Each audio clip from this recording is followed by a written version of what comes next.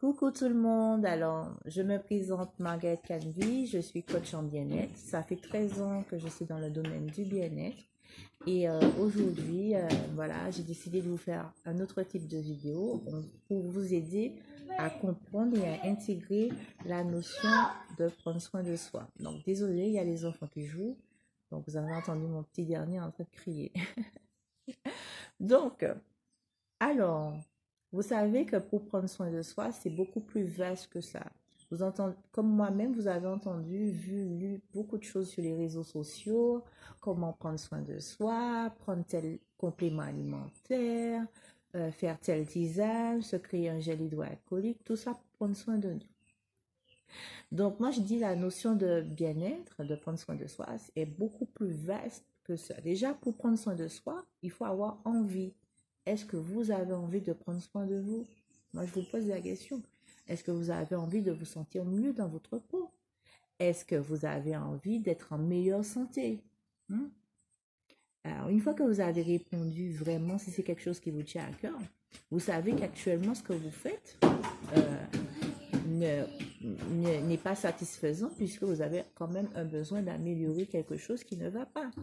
Donc, ça veut dire que vous allez procéder à des changements. Donc, vous allez faire un choix. Donc, prendre soin de soi, c'est faire le choix de prendre soin de soi. C'est s'engager envers soi-même.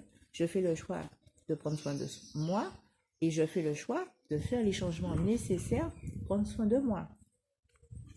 Voilà. Donc, la notion de prendre soin de soi, on a 3 clés essentielles. Alors, je disais qu'il y a 3 règles essentielles. Alors, tout d'abord, je pense qu'il faut permettre au corps de bien se renouveler, de bien se régénérer, de récupérer, de ne pas fatiguer le corps. Donc, cela passe par une bonne qualité de sommeil. Alors, il faut savoir que plus vous augmentez la qualité de votre sommeil, plus vous avez meilleure mine, vous êtes de meilleure humeur et vous êtes plus tonique, plus énergique, plus en forme.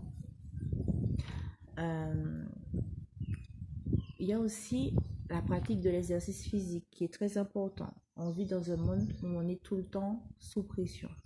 Il y a beaucoup de choses qui nous stressent. On a des relations plus ou moins difficiles avec des gens difficiles parce que je constate qu'il y a de plus en plus de personnes qui ont des caractères difficiles et c'est pas évident d'être toujours confronté à ce type de caractère. Et pour cela, l'exercice physique est très bien pour décompresser, pour détruire les tensions, pour aérer le cerveau, pour oxygéner le cerveau. Ça permet vraiment d'évacuer toutes les ondes négatives qu'on a accumulées lors de la journée, dans la semaine. Et ça permet aussi de chasser la fatigue aussi, hein, une fatigue émotionnelle qu'on a. Ça permet de nous regonfler, de nous requinquer en fait et d'avoir l'esprit beaucoup plus clair. Donc, c'est la deuxième règle à observer. La troisième règle, c'est l'alimentation saine, variée mais saine, équilibrée. Donc, le corps a besoin d'un certain nombre de nutriments. On constate qu'avec la montée du fast-food, etc., nous avons changé notre façon de consommer et ces repas qui sont riches, qui ne sont pas équilibrés, qui sont trop gras, trop sucrés, trop copieux, ben, fatiguent le corps, fatiguent le foie, va fatiguer le transit, va fatiguer tout le système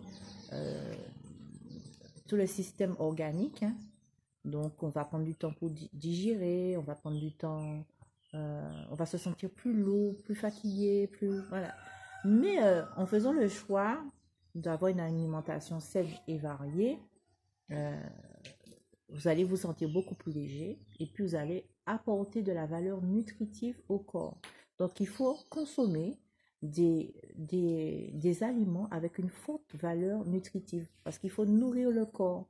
nourrir véritablement le corps, puisque quand vous prenez ce genre d'aliments sains, vous allez apporter des bonnes vitamines, des bons minéraux, des bons nutriments, et le corps va pouvoir bien fonctionner.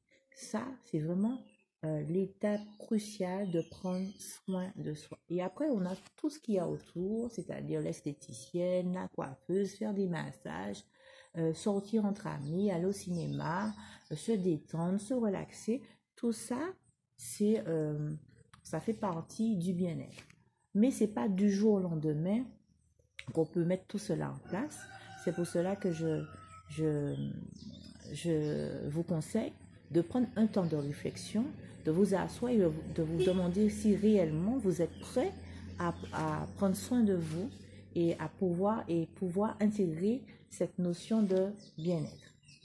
Alors, j'ai un petit cadeau pour vous, puisqu'on arrive au bout de cette vidéo.